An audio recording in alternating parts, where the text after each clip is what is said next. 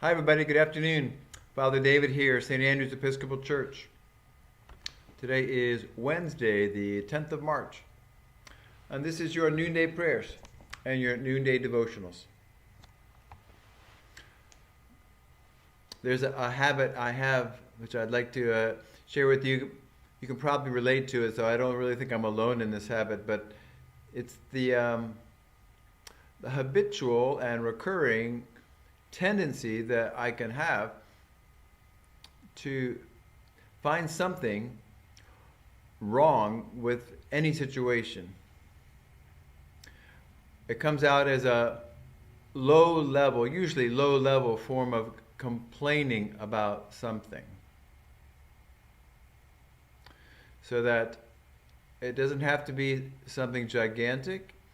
It could just be, in other words, when somebody meets you and they say good morning or good afternoon, and you greet them for the first time for that day, and they say, "Well, how's your day going?"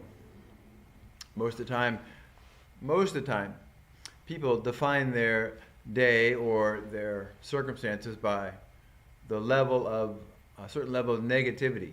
They say, "Well, oh, the car wouldn't start today," or I tripped coming out of the house, or the waiter didn't bring me the right change, or I had to wait in line at HB and the cashier was too slow, or something in the news will get to them. It used to be, when President Trump was president, oh, the president did this and the president did that. And now President Biden's president. And now we can all say, well, President Biden did this and President Biden did that. As if something that the president did was actually going to literally, directly affect your state of mind and your day. When most of the time, it was not going to have a direct, immediate impact on us. Now I know you're saying, well, I like this president, and I didn't like that one. And I agree with you. I have my own opinions as well. But I don't need to let them control my day. In fact, whenever I read the news at all, I see it on the news channels. The news people know exactly that they want to get a response from you, so you'll click on a particular article. And they have to make it sound like this is something you need to be outraged about right now. And you have to be worried about this right now. And you have to blame somebody right now. Find out who did this, who did that. It's almost as if we live in a culture of complaining, of outrage. And we have to find some way where we can be the bigger victim. Everybody wants to be the most victimized person because it gives us a sense of identity. And we have to have an enemy to blame and scapegoat, whether it's the president or some other politician, somebody at your office. It is a tremendous tendency that almost everybody has to play the victim card, the blame card, the complaining card as just a way of life. So it is terribly disappointing to see that in yourself when you see it. I remember a couple of years ago, someone in my church said that they had heard this possibility. They said, why don't we go through Lent with this practice? I'm going to give up complaining for Lent. Way harder to do than giving up sweets or steak or something. Way harder to do than some other disciplines. Complaining is just almost like it's embedded in the human psyche. That we have to find something that's not right with the situation and say, well, this didn't go right. In fact, you'll hear people often say, well, it's just one of those days. But they say it almost every other day. It's not that there's anything unusual about their day, but it's almost like a ritual, a routine. It makes them feel good at some level to be able to say, well, this happened to me, and that happened to me. I'm a victim of circumstance.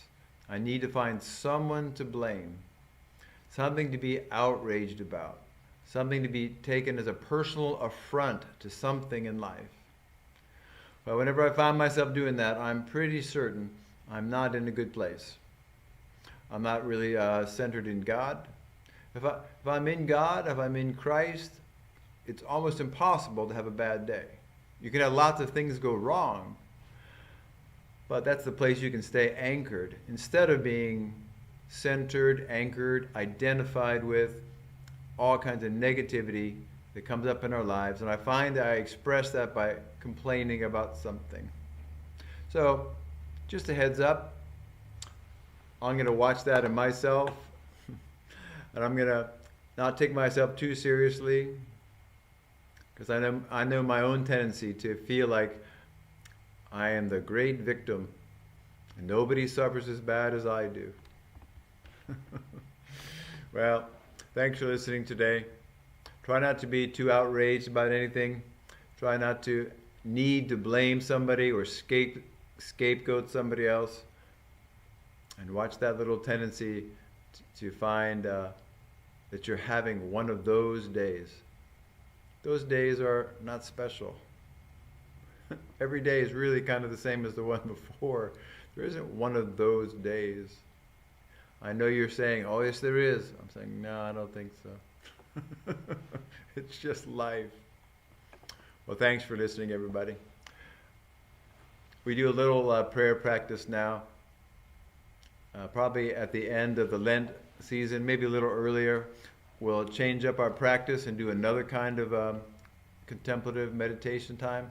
But for now, we have a little video to follow. It helps us breathe and say our prayers in order to quiet the heart and calm down. Maybe, just maybe, step out of my complaining victim attitude. Let's go forward and we'll say our prayers for the next couple minutes.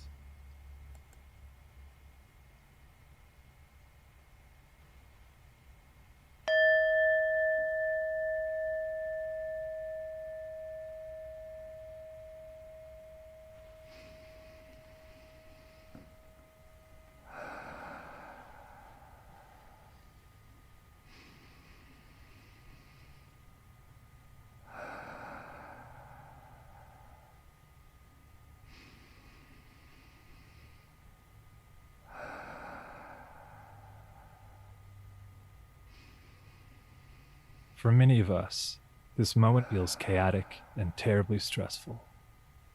Join us for a few moments to turn inward and connect to your innermost you. Gently close your eyes and feel the gentleness of breath inside your body as you repeat these words. My deepest me is love. My deepest me. My deepest me is whole. My deepest me is limitless.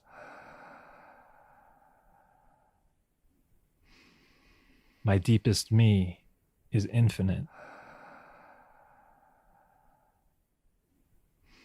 My deepest me is compassion. My deepest me is sacred.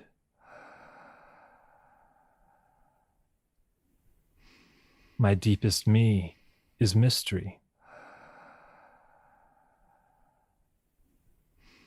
My deepest me is forgiveness. My deepest me is beauty.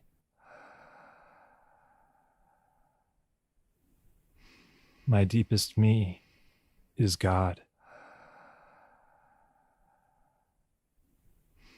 My deepest me has knowledge to give. I open my heart and listen.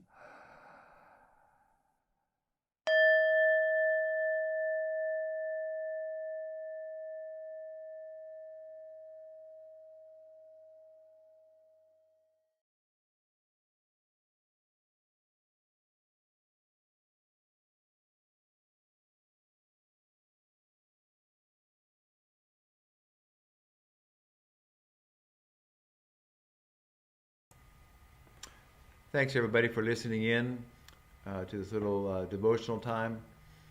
It's almost like a way of connecting with some other folks who are on the same path as you are here in the Episcopal Church, the Christian tradition, or just trying to be more and more of an authentic human being. So have a great rest of the day, everyone.